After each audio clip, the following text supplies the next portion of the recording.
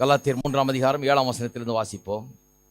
ஆகையால் விசுவாச மார்க்கத்தார் எவர்களோ அவர்களே ஆபிரகாமின் பிள்ளைகள் என்று அறிவீர்களாக. அடுத்த வசனம், மேலும் தேவன் விசுவாசத்தினாலே புறஜாதிகளை நீதிமான்களாக்குகிறார் என்று வேதம் முன்னாகவே கண்டு ஆயிரக்கணக்கான வருஷங்களாக வேதம் அதை கண்டு அல்லது தேவன் அதை கண்டு உனக்குள் சகல ஜாதிகளும் ஆசீர்வதிக்கப்படும் என்று ஆபிரகாமுக்கு சுவிசேஷமாய் முன்னறிவித்தன. இதைத்தான் எடுத்து கூறி வருகிறேன். சுவிசேஷம் என்று சொல்லுகிறோமே, இதில் என்ன அடங்கி இருக்கிறது என்பதை குறித்து பார்த்து வருகிறோமே. திருப்போம் 1 கொரிந்தியர் கடகடன் சில காரியங்களை காண்பிக்கிறோம் பாருங்க. சுவிசேஷம்னா என்னன்னு பாருங்க. 1 கொரிந்தியர் 15 அப்போஸ்தலனாகிய பவுல் சொல்லுகிறார் சுவிசேஷம் என்றால் என்னன்னு. ஏன் இதை சொல்கிறேன்னு சொன்னால், நிறைய பேர் என்ன சொல்கிறாங்க, நாங்கள் வெறும் சுவிசேஷத்தை பிரசங்கிக்கிறோயா, நீங்கள் சுகம் செழிப்பு இப்படிலாம் பிரசங்கம் பண்ணுறீங்க, ஜனங்களை கவர்ந்து இழுத்துடுறீங்க. நாங்கள் என்ன பண்ணுறோம், பியோர் காஸ்பலை பிரசங்கம் பண்ணுறோம். ஒருத்தர் சொல்கிறார் என்கிட்ட, நாங்கள் உங்களை மாதிரி இல்லை, நாங்கள் பியோர் காஸ்பலை தான், பியோர் காஸ்பலை ப்ரீச் பண்ணால் இதெல்லாம் ப்ரீச் பண்ணுங்க. இதுதான் பியோர் காஸ்பல். பியோர் காஸ்பல் என்ன? தரித்திரருக்கு சுவிசேஷத்தையும், சிறைப்பட்டவர்களுக்கு விடுதலை, கட்டுண்டவர்களுக்கு அதிலிருந்து சுகம், நறுகுண்டவர்களுக்கு எல்லாம் விடுதலையும் சுகமும் சமாதானமும் உண்டாயிருக்கிறது இல்லை. அப்போ பியோர் காஸ்பலை பிரசங்கம் பண்ணுறேன்றவங்கள கொஞ்சம் ஆராய்ஞ்சு பார்க்கணும், அவங்க என்ன பிரசங்கம் பண்ணுறாங்கன்னு. அவங்க என்ன சொல்கிறாங்க, நாங்கள் என்ன பியோர் காஸ்பல்னா, அவங்க என்ன சொல்கிறாங்கன்னா, நாங்கள் பாவ மன்னிப்பு, பிசாசின் கடையிலேருந்து விடுதலை, இப்போ அவ்வளோதான், பாவ மன்னிப்பு, மோட்சலோகம், இவ்வளோதான் பிரசங்கம் பண்ணுற மொழியே, இந்த உலகத்தில் உங்களுக்கு எதுவும் உண்டாயிருக்குன்னு பிரசங்கம் பண்ணலை நாங்கள் அப்படின்றாங்க. நான் சொல்லுகிறேன், நாங்கள் அதை பிரசங்கம் பண்ணுறோம், ஆனால் அதுக்கு அடுத்த ஸ்டெப்பையும் பிரசங்கம் பண்ணுறோம். நலமும் விசாலமான பாலும் தேனுக்கு போடுகிற தேசம் ஒன்று கர்த்தர் நமக்காக வைத்திருக்கிறார். செல்வ செழிப்பான தேசத்துக்கு கர்த்தர் நம்மை கொண்டு போக சேர்க்க விரும்புகிறார். அதுதான் நமக்காக வைக்கப்பட்டிருக்கிற தேசம். அதுதான் சுவிசேஷம். பியூர் காஸ்பல்னு சொல்லி அதை நம்பிடாதீங்க. பியூர் காஸ்பல் தான். அதை காமிக்கிறேன் பாருங்க. அன்றியும் சகோதரரே, நான் உங்களுக்கு பிரசங்கித்த சுவிசேஷத்தை மறுபடியும் உங்களுக்கு தெரியப்படுத்துகிறேன். என்ன சுவிசேஷம் பிரசங்கம் பண்ணேன், மறுபடியும் உங்களுக்கு தெரியப்படுத்துகிறேன்றார். என்ன சுவிசேஷம்? நீங்களும் அதை ஏற்றுக்கொண்டு அதில் நிலைத்திருக்கிறீர்கள். அவங்களாம் அதை கேட்டிருக்கிறாங்க, அதில் தான் நம்பி இருக்கிறாங்க. இப்போ நான் உங்களுக்கு பிரசங்கித்த பிரகாரமாய் நீங்கள் அதை கை கொண்டிருந்தால் அதனாலே நீங்கள் ரட்சிக்கப்படுவீர்கள். மற்றபடி விசுவாசம் விருதாவாக இருக்குமே. நான் அடைந்ததும் உங்களுக்கு பிரதானமாக ஒப்புவித்ததும் என்னவென்றால், கிறிஸ்துவானவர் வேத வாக்கியங்களின்படி நமது பாவங்களுக்காக மரித்து அடக்கம் பண்ணப்பட்டு வேத வாக்கியங்களின்படி 3ஆம் நாள் உயிர் தெழுந்து. இதுதாங்க சுவிசேஷம். சுவிசேஷம்னா என்னன்னு சொல்கிறாரு, நான் உங்களுக்கு பிரதானமாக ஒப்புவித்தது என்னவென்றால், மெயினாக நான் சொன்னது என்ன, மெயினாக சொன்ன என்னன்றார் சுவிசேஷத்தில், கிறிஸ்துவானவர் வேத வாக்கியங்களின்படி, அதாவது வேத வாக்கியத்தில் ஏற்கனவே தீர்க்கதரிசனமாக சொன்னபடி, பழைய ஏற்பாட்டெல்லாம் சொல்லியிருக்கிறபடி, நமது பாவங்களுக்காக மரித்து அடக்கம் பண்ணப்பட்டு வேத வாக்கியங்களின்படி 3ஆம் நாளிலே உயிர் தெழுந்து பின்பு கேபாவுக்கும் 12 தரிசனமானார். அதன் பின்பு அவர் 500 பேருக்கு அதிகமான சகோதரருக்கும் தரிசனமானார்லாம் சொல்லப்பட்டிருக்கிறது. அப்போ சுவிசேஷத்தின் சாராம்சம் என்ன? வேத வாக்கியின்படி மரித்து அடக்கம் பண்ணப்பட்டு வேத வாக்கியின்படி 3ஆம் நாளில் உயிரோடு எழுந்தார். இப்போ கலாத்தியருக்கு திருப்போம், க்ளீனாக வழங்கும் பாருங்கள். இப்போ கலாத்தியருக்கு திருப்போம், 1ஆம் அதிகாரத்துக்கு திருப்போம். இப்போ 3ஆம் அதிகாரத்தையே பார்த்துக்கிட்டு இருந்தோம். கலாத்தியரில் எங்கே ஆரம்பிக்கிறார்னு பாருங்கள். 1ஆம் அதிகாரத்தில் எப்படி ஆரம்பிக்கிறார்னு பாருங்கள். சுவிசேஷத்தை பற்றி தான் பிரசங்கம் பண்ண ஆரம்பிக்கிறார். One of the greatest defences of the gospel and is apostolic ministry. அவருடைய அப்போஸ்தல ஊழியத்தை குறித்தும் சுவிசேஷத்தை குறித்தும் அவர் ஒரு பெரிய ஒரு போதனையை இங்கே கொடுக்குறார் பாருங்க. சொல்கிறாரு, இவர் அப்போஸ்தலனா என்று நிறைய பேர் கேள்வி. அங்கே இவரெல்லாம் ஒரு அப்போஸ்தலன் தான், பேதுருவெல்லாம் அப்போஸ்தலன், இவர் அப்போஸ்தலன் தான், இவர் அவரோட இல்லையே அப்படின்லாம் சிலர் கேள்வி கேட்டிருக்கிறாங்க. இவர் என்ன பிரசங்கம் பண்ணுறார், இவர் பிரசங்கிக்கிற சுவிசேஷமா அப்படிலாம் சந்தேகம் எழுந்தது அந்த காலத்தில். பேதுரு பிரசங்கிக்கிறது தான் சுவிசேஷம், இவர் பிரசங்கிக்கிற சுவிசேஷமா? ஏன்னா இவர் தான் பாருங்கள் எல்லா நிருபங்களையும் இவர் தான் எழுதினார், கிட்டத்தட்ட எல்லா நிருபங்களையும். புதிய ஏற்பாட்டு போதனைகளெல்லாம் பவுலினிடத்தில் தான் நமக்கு கிடைக்கிறது. பிரதானமாக நிறைய நிருபங்கள் இவரால் தான் எழுதப்பட்டது. அதனால் இவருடைய போதனைகள் எல்லாம் கேள்வி கேட்க ஆரம்பிச்சிட்டாங்க. இவர் எங்கே அப்போஸ்தலனா, இவர் தேவனால் அனுப்பப்பட்டவரா, இவர் போதிக்கிறதெல்லாம் கரெக்டா, இவர் அவரோட இல்லையே, இயேசுவோடு இருந்தவர் தான் அப்போஸ்தலர் அப்படிலாம் சொல்ல ஆரம்பித்தாங்க. அப்போ அது நான் அப்போஸ்தலன் தான், தேவனால் அழைக்கப்பட்டவன் தான், அவரோட இல்லாமல் இருந்தாலும் எனக்கு இது கொடுக்கப்பட்டிருக்கிறது என்பதை அவர் சொல்கிறதுக்கு இங்கே எழுதுகிறார். கலாத்தியர் 1ஆம் அதிகாரம் 3ஆம் வசனத்திலிருந்து வாசிக்கிறேன். பிதாவாகிய தேவனாலும் நம்முடைய கர்த்தராகிய இயேசு கிறிஸ்துவினாலும் உங்களுக்கு கிருபையும் சமாதானம் உண்டாவதாக. அவர் நம்மை இப்பொழுது இருக்கிற பொல்லாத பிரபஞ்சத்திலிருந்து விடுவிக்கும்படி நம்முடைய பிதாவாகிய தேவனுடைய சித்தத்தின்படியே நம்முடைய பாவங்களுக்காக தம்மை தாமே ஒப்பு கொடுத்தார். அவருக்கு என்றென்றைக்கும் உள்ள சதாகாலங்களும் மகிமை உண்டாவதாக. ஆமேன். உங்களை கிறிஸ்துவின் கிருபையினால் அழைத்தவரை நீங்கள் இவ்வளவு சீக்கிரமாய் விட்டுவிட்டு வேறொரு சுவிசேஷத்துக்கு திரும்புகிறதை பற்றி நான் ஆச்சரியப்படுகிறேன். அவங்கெல்லாம் வேறொரு சுவிசேஷத்துக்கு திரும்பிட்டாங்க. இவர் ஒன்று போய் போதிச்சிருக்கிறாரு. இவர் போய் போதிச்சு நடத்தின பிறகு இன்னொருத்தர் பின்னால் யூத முறைமைகளையும் பின்பற்ற வேண்டும். அந்த காலத்தில் யூதர்கள் தானே முதல்ல கிறிஸ்தவர்களாகி அதை பரப்ப ஆரம்பித்தாங்க. அப்போ யூத மார்க்கத்தோடு இதை சேர்த்து கலக்க ஆரம்பித்தாங்க. அப்போஸ்தலனாகிய பவுல் என்னன்னா யூத மார்க்கத்தோடு இதை கலக்காமல் இதை பியூராக பிரசங்கம் பண்ணார். அவங்களுடைய முறைமையெல்லாம் தேவையில்லை, இயேசுவை நீங்கள் விசுவாசித்தா போதும். அவங்க பின்பற்றுற முறைமைகள், சடங்காச்சாரங்கள், சம்பிரதாயங்கள்லாம் நீங்கள் பின்பற்ற வேண்டியதில்லை, புறஜாதியாரெலாம் பின்பற்ற வேண்டியதில்லை, நீங்கள் இயேசுவை விசுவாசித்தால் போதும்னு அப்படி ரொம்ப தாராளமாக பிரசங்கம் பண்ண ஆரம்பித்தார். இவர் பிரசங்கம் பண்ணிட்டு அந்த பக்கம் போனோன்னு பின்னாடியே யூத மார்க்கத்தை சேர்ந்தவர்கள், கிறிஸ்தவர்களானவர்கள் பின்னால் என்ன சொல்கிறது, நீங்கள் விருத்த சேதனமும் பண்ணப்பட வேண்டும். ஏன்னா யூத மார்க்கத்தில் இருக்கவங்களுக்கு 8ஆம் நாளில் விருத்த சேதனம் பண்ண வேண்டும். நீங்கள் விருத்த சேதனம் பண்ணணும், அதை பண்ணணும், இதை பண்ணணும், இப்படி பண்ணிங்களா, அப்படி பண்ணிங்களா, இது செஞ்சிட்டிங்களா, அது செஞ்சிங்களா, 1008 ரிக்குவயர்மெண்ட்டு, அதெல்லாம் தேவையில்லைன்னு சொல்லி கடிந்து கொள்கிறார்கள். அதனால தான் கலாத்தியர் நிருபமே எழுதப்படுகிறது. அப்போ சொல்கிறாரு, நீங்கள் இவ்வளவு சீக்கிரமாய் இதை விட்டுட்டு வேறொரு சுவிசேஷத்துக்கு திரும்புறதை பற்றி நான் ஆச்சரியப்படுகிறேன். அப்போ இங்கே சுவிசேஷம்னா என்னன்னு திரும்ப சொல்ல போகிறார். இவர் நான் பிரசங்கம் பண்ண சுவிசேஷத்தை விட்டு நீங்கள் வேறு எதையோ ஃபாலோ பண்ணுறீங்களேங்கிறார். அப்போ சொல்கிறார் பாருங்கள், வேறொரு சுவிசேஷம் இல்லையே. 7ஆம் வசனம், சிலர் உங்களை கலகப்படுத்தி கிறிஸ்துவனுடைய சுவிசேஷத்தை புரட்ட மனதாக இருக்கிறார்களே அல்லாமல் வேறல்ல. நாங்கள் உங்களுக்கு பிரசங்கித்த சுவிசேஷத்தை அல்லாமல் நாங்களாவது வானத்திலிருந்து வருகிற ஒரு தூதனாவது வேறொரு சுவிசேஷத்தை உங்களுக்கு பிரசங்கித்தால் அவன் சபிக்கப்பட்டவனாக இருக்க கடவன். இப்படி சொல்கிறாரு பாருங்க. இதான் சுவிசேஷம்.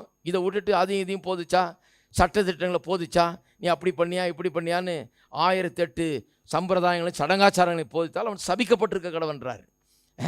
இதை பியூரா காஸ்பலை ப்ரீச் பண்ணுங்கிறார். அப்போ சொல்கிறார், முன் சொன்னது போல மறுபடியும் சொல்லுகிறேன், நீங்கள் ஏற்றுக்கொண்ட சுவிசேஷத்தை அல்லாமல் வேறொரு சுவிசேஷத்தை ஒரு பிரசங்கித்தால் அவன் சபிக்கப்பட்டவனாக இருக்க கடவன். மறுபடியும் சொல்கிறார், இப்பொழுது நான் மனுஷரையோ தேவனையோ யாரை நாடி போதிக்கிறேன்?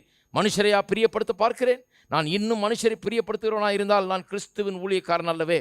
மேலும் சகோதரரே, என்னால் பிரசங்கிக்கப்பட்ட சுவிசேஷம், சொல்கிறார் பாருங்கள், என்னால் பிரசங்கிக்கப்பட்ட சுவிசேஷம் மனுஷனுடைய யோசனையின்படி ஆனதல்ல என்று உங்களுக்கு தெரிவிக்கிறேன். இது மனுஷனுடைய யோசனைப்படி உண்டானதல்ல. நான் பிரசங்கித்த சுவிசேஷம் மனுஷனுடைய யோசனைப்படி வந்ததல்ல. அத்தாரிட்டேட்டிவாக சொல்கிறாரு, இது கடவுளத்திலேருந்து நான் பெற்றது, இது மனுஷன்ட்டு பெற்றுக்கிட்டு ஏதோ மதத்தை நான் போதிக்கல, கடவுள் வச்சிருக்கிற அந்த நற்செய்தியே அப்படியே தெளிவாக உங்களுக்கு நான் போதித்திருக்கிறேன்னு சொல்கிறார். மனுஷனத்திலிருந்து பெற்றதில்லைன்னு சொல்கிறார். பிறகு சொல்கிறாரு, நான் அதை ஒரு மனுஷனால் பெற்றதும் இல்லை, மனுஷனால் கற்றதும் இல்லை, இயேசு கிறிஸ்துவே அதை எனக்கு வெளிப்படுத்தினார். இயேசு கிறிஸ்துவே அதை எனக்கு வெளிப்படுத்தினார். சொல்கிறார் பாருங்கள், என் ஜனத்தாரில் என் வயதுள்ள அநேகரை பார்க்கலும் யூத மார்க்கத்திலே தேறினவனாய் சொல்கிறார். என் வயசு இருக்கிற ஆளை விட நான் அதிகமாக படிச்சிருக்கேன் யூத மார்க்கத்தில். பெரிய எக்ஸ்பர்ட் இவர் யூத மார்க்கத்தில், பெரிய டாக்டர் இவர் யூத மார்க்கத்தில், பெரிய படித்து தேறினாள். என் வயசுக்கு மிஞ்சின அளவுக்கு நான் படிச்சிருக்கேங்கிறாரு. தேறினவனாய் என் பிதாக்களுடைய பாரம்பரிய நியாயங்களுக்காக மிகவும் பக்தி வைராக்கியமுள்ளவனாக இருந்தேன். அப்படி இருந்தும் நான் என் தாயின் வயிற்றில் இருந்தது முதல் என்னை பிரித்தெடுத்து தம்முடைய கிருபையினால் அழைத்த தேவன் தம்முடைய குமாரனை நான் புறஜாதிகளிடத்தில் சுவிசேஷமாக அறிவிக்கும் பொருட்டாக அவரை எனக்குள் வெளிப்படுத்த பிரியமாக இருந்தபோது உடனே நான் மாம்சத்தோடும் இரத்தத்தோடு யோசனை பண்ணாமலும் எனக்கு முன்னே அப்போஸ்தலரானவர்களிடத்தில் எருசலேமுக்கு போகாமலும், அங்கே போய் கற்றுக்கலங்கிறார். எனக்கு முன்னே அப்போஸ்தலராக இருந்தவங்கள்ட்ட நான் போய் கேட்கலங்கிறார். அரபி தேசத்துக்கு புறப்பட்டு போய் மறுபடியும் தமஸ்கு ஊருக்கு திரும்பி வந்தேன். 3 வருஷம் சென்ற பின்பு பேதுருவை கண்டுகொள்ளும்படி நான் எருசலேமுக்கு போய் அவனிடத்தில் 15 நாள் தங்கியிருந்தேன். கர்த்தருடைய சகோதரனாகிய யாக்கோபை தவிர அப்போஸ்தலர்கள் வேறொருவரும் நான் காணவில்லை. நான் உங்களுக்கு எழுதுகிற இவைகள் பொய்யல்லவென்று தேவன் முன்பாக நிச்சயமாய் சொல்லுகிறேன். இதெல்லாம் அவங்கள்ட்ட கற்றுக்கல நான் என்றாரு. இயேசுவே எனக்கு அவங்களாம் எனக்கு தெரியாதுங்கிறார். ஏதோ போய் அதுக்கப்புறம் போய் பேதுருவை பார்த்து அங்கே 15 நாள் தங்கியிருந்தேன் ஒழிய, இயேசுடைய சகோதரனாகி யாக்கோபை பார்த்துருக்கிறேன்னு ஒழிய, சும்மா மற்றவங்களெல்லாம் எனக்கு ஒன்றும் தெரியாது, அவங்கள்ட்ட நான் போய் ஒன்று ட்ரைனிங் எடுத்து வரலை. இயேசு கிறிஸ்துவே இதை எனக்கு வெளிப்படுத்தினார்னு சொல்கிறார். அப்போ எவ்வளோ ஒரு அத்தாரிட்டி பாருங்கள். நான் ஒரு அப்போஸ்தலன், இயேசுவே எனக்கு வெளிப்படுத்தினார். என்னுடைய தாயின் வயிற்றிலிருந்து என்னை இதுக்காக பிரித்தெடுத்து புறஜாதியாருக்கு இதை அறிவிக்க முடியாது தெரிந்து கொண்டு எனக்கு இதை வெளிப்படுத்தி இருக்கிறார். அந்த சுவிசேஷத்தை தான் நான் உங்களுக்கு அறிவித்தேன்றார். அப்போ என்ன அறிவித்தார்? இப்போ 3ஆம் அதிகாரத்துக்கு திருப்புங்க. இப்போ காமிக்கிறேன் என்ன அறிவித்தார்னு. 3ஆம் அதிகாரம் 7ஆம் வசனம், ஆகையால் விசுவாச மார்க்கத்தார் எவர்களோ அவர்களே ஆபிரகாமின் பிள்ளைகள் என்று அறிவீர்களாக. இதுதான் இவருடைய சுவிசேஷம். இதுதான் அவங்கள கலங்கடிக்குது யூத மார்க்கத்தார். ஏன்னா அவங்க என்ன சொல்கிறாங்க, நாங்கள் தான் தேவனுடைய பிள்ளைங்கன்னு. வேறு யாரும் தேவனுடைய பிள்ளை ஆகிறதுனா யூத மார்க்கத்தின்படி வரணும், வந்து அப்புறம் கிறிஸ்தவன் ஆகிக்கலாம். யூத பாரம்பரியங்களெல்லாம் பின்பற்றணுன்றாங்க. சொல்கிறா இல்லை இல்லை இல்லை, விசுவாச மார்க்கத்தார் யாரோ அவர்களெல்லாம் ஆபிரகாமின் பிள்ளைகள். இதெல்லாம் பண்ண வேண்டியதில்லை, சம்பிரதாயங்கள்லாம் ஃபாலோ பண்ண வேண்டியதில்லை, வேறு எதுவும் யூத மார்க்கத்தில் வந்து சேர வேண்டியதில்லை, அல்லது அந்த சம்பிரதாயங்களை பின்பற்ற வேண்டியதில்லை. நீங்களாம் ஆபிரகாமின் பிள்ளைகள். மேலும் தேவன் விசுவாசத்தினாலே புறஜாதிகளை நீதிமான்கள் ஆக்குகிறார் என்று வேதம் முன்னாக கண்டு உனக்குள் சகல ஜாதிகளும் ஆசீர்வதிக்கப்படும் என்று ஆபிரகாமுக்கு சுவிசேஷமாய் முன்னறிவித்தது. அந்தபடி விசுவாச மார்க்கத்தார் விசுவாசம் உள்ள ஆபிரகாமுடனே ஆசீர்வதிக்கப்படுகிறார்கள். எப்படி ஆசீர்வதிக்கப்படுறாங்க? ஆபிரகாமுடனே ஆசீர்வதிக்கப்படுறாங்க. இந்த ஜனங்களை இவங்க வந்து என்ன சொல்கிறாங்க, நீங்களாம் ஆசீர்வதிக்கப்பட முடியாது, யூத மார்க்கத்தின் சம்பிரதாயங்கள்லாம் பின்பற்றினா தான் ஆசீர்வதிக்கப்பட முடியுன்றாங்க.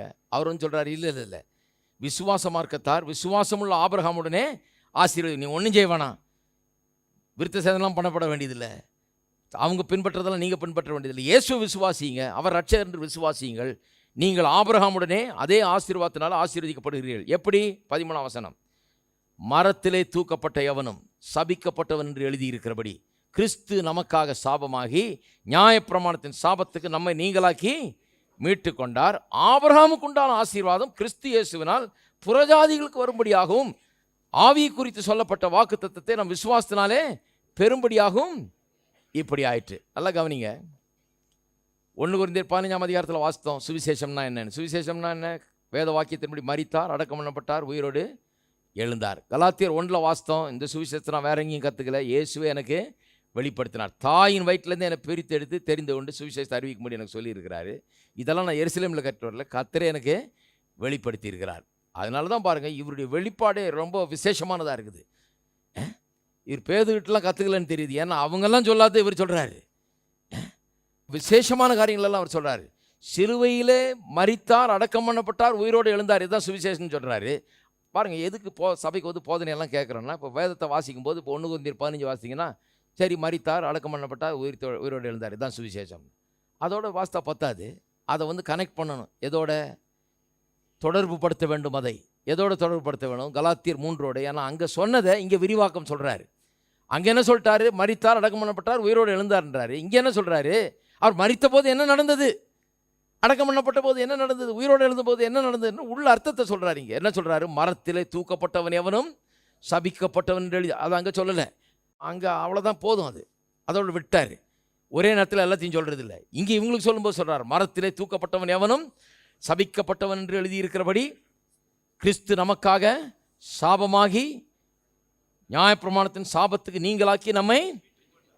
அப்போ சிலுவை குறித்த விளக்கம் பாருங்கள். அங்கே வெறும் சிலுவையில் மரித்தார்னு சொல்லிட்டு அடக்கம் பண்ணப்பட்டு உயிரோடு எழுந்தார்னு சொல்லிட்டு இங்கே சொல்கிறாரு, அவர் மரித்த போது சாபமானார்ன்றது ஒன்று சேர்க்கிறார். சாபமாகி நம்மை சாபத்துக்கு நீங்களாக்கி மீட்டு கொண்டார். அது மட்டும் இல்லாமல் ஆபிரகாமுக்கு உண்டான ஆசீர்வாதம் நமக்கெல்லாம் வந்து கிடைக்கும்படியாக இப்படி நடந்தது என்று சொல்கிறார். எத்தனை பேருக்கு புரிஞ்சது இப்போ சுவிசேஷம்னா என்னன்னு? அப்போ இந்த சுவிசேஷத்துக்குள்ள எல்லாம் அடங்கி இருக்குது. அதான் இயேசு சொல்கிறார், தரித்திரருக்கு சுவிசேஷத்தை பிரசங்கம் பண்ண அப்படின்னு சொல்லிட்டு வரிசையாக ஒரு லிஸ்ட்டே கொடுக்குறாரு. சுவிசேஷம் எதுக்கெல்லாம் அப்ளை ஆகுதுன்னு சொல்லி, எப்படிப்பட்டவர்களுக்கெல்லாம் விடுதலையும் சுகத்தையும் சமாதானத்தையும் சுவிசேஷம் கொண்டு வருதுன்னு பெரிய லிஸ்ட்டை கொடுக்குறாரு. அப்போஸ்தலனாகிய பவுலுடைய போதனையும் அதோடு சேர்ந்து வருது பாருங்க. பழைய ஏற்பாட்டில் போதிக்கிறது, புதிய ஏற்பாட்டில் போதிக்கிறது எல்லாத்தையும் ஒப்பிட்டு பார்க்கும்போது தான் சுவிசேஷம் என்னன்னு விளங்குகிறது நமக்கு. ஆபிரகாமுக்கு உண்டான ஆசீர்வாதம் எல்லாருக்கும் உண்டாக முடியாது இல்லையா? உங்களுக்கு தெரியும் ஆபிரகாமுக்கு உண்டான ஆசீர்வாதம் என்னன்னு. என்ன ஆசீர்வாதம்? ஆசீர்வதிக்கவே ஆசீர்வதிப்பேன், உன்னை ஆசீர்வதித்து அநேருக்கு ஆசீர்வாதமாக வைப்பேன், உன்னை ஆசீர்வதிக்கிறவர்கள் ஆசீர்வதிப்பேன், சபிக்கிறவர்களை சபிப்பேன், உன்னை பெரிய ஜாதியாக்குவேன், பேரை பெருமைப்படுத்துவேன், அப்புறம் உன் மூலமாக உனக்குள் பூமியில் உள்ள வம்சங்கள்லாம் ஆசீர்வதிக்கப்படும். இத்தனை ஆசீர்வாதங்களும் எல்லாருக்கும் வந்து கிடைக்க வேண்டும். இதுதான் சுவிசேஷம். இதைத்தான் சுவிசேஷமாக முன்னறிவிக்கப்பட்டது. ஏன் சொல்கிறேன்னா, நிறைய பேர் என்ன சொல்கிறாங்க, சுவிசேஷத்தில் என்ன இருக்குது? வெறும் பாவம் மன்னிப்போம், மோட்சலோகம் தான், செத்த பிறகு மோட்சம், இதுதான் சுவிசேஷம்னு சொல்கிறாங்க. இதுதான் பியூர் காஸ்பல்ன்றாங்க. கிடையாது.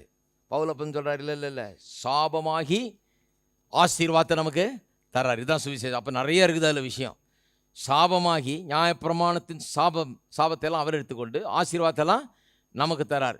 உபாகம் 28ஆம் அதிகாரத்துக்கு போனீங்கன்னா நியாயப்பிரமாணத்தின்படி அங்கே ஆசீர்வாதம்னா என்னென்னு சொல்லப்பட்டிருக்குது, சாபம்னா என்ன சொல்லப்பட்டிருக்குது. சாபத்தையெல்லாம் அவர் எடுத்துக்கிட்டு ஆசீர்வாதத்தெல்லாம் நமக்கு கொடுத்துருக்காரு. 1 to 14 வசனம் ஆசீர்வாதங்களை சொல்லுது, 15 கடைசி வரைக்கும் சாபங்களை சொல்லுது. அந்த சாபத்தையெல்லாம் சொந்தமாக்கி கொண்டு ஆசீர்வாதத்தை கொடுத்துருக்கார். சாபத்துக்கு போனீங்கன்னா அங்கே வியாதி, பயம், சிறுமை, தாழ்ச்சி, குறைவுபடுதல், மனநோய், இப்படி நிறைய இருக்குது பாருங்க.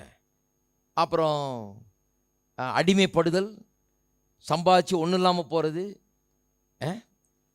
நிறைய உழைச்சி கொஞ்சமாக சம்பாதிக்கிறது, இப்படி ஆவி, ஆத்மா, சரீரம், பொருளாதாரம், கையின் பிரயாசம், குடும்ப வாழ்க்கை எல்லாவற்றிலுமே கெட்டு போகிறது. இதுதான் சாபக்கேடு நாங்கள் சொல்லப்பட்டிருக்குது.